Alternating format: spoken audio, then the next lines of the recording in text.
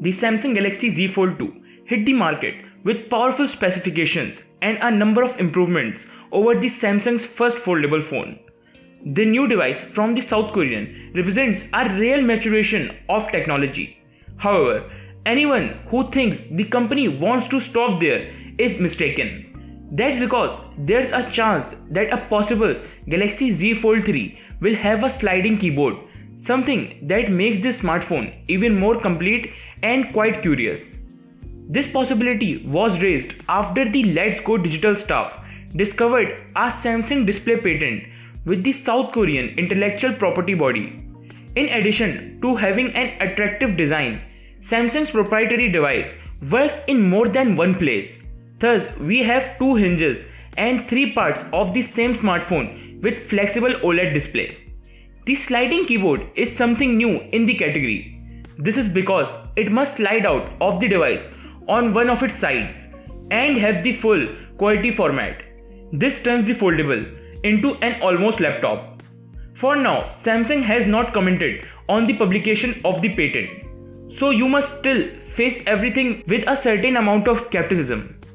The reason is simple. The South Korean manufacturer records a series of ideas that never become a commercial product. So what do you think? Is the sliding keyboard a good idea? Write your opinion in the comments.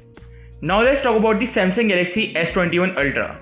Almost 2 weeks after the leak of the first big details that revealed the possible design of the Galaxy S21 and S21 Ultra, OnLeaks presents us with a second rendering of the model more powerful of the trio that should be presented in January next year.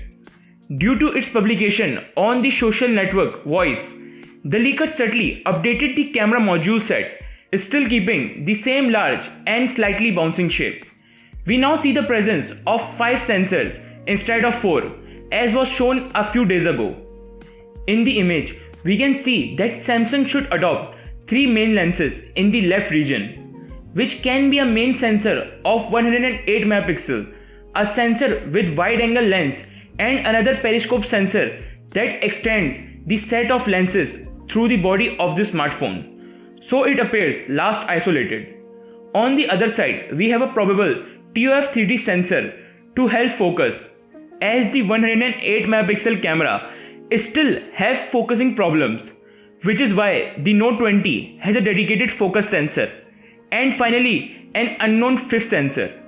The render is based on the newest design validation test model, being the penultimate step before mass production, which also reinforces that Samsung should introduce the smartphone family earlier in the next year.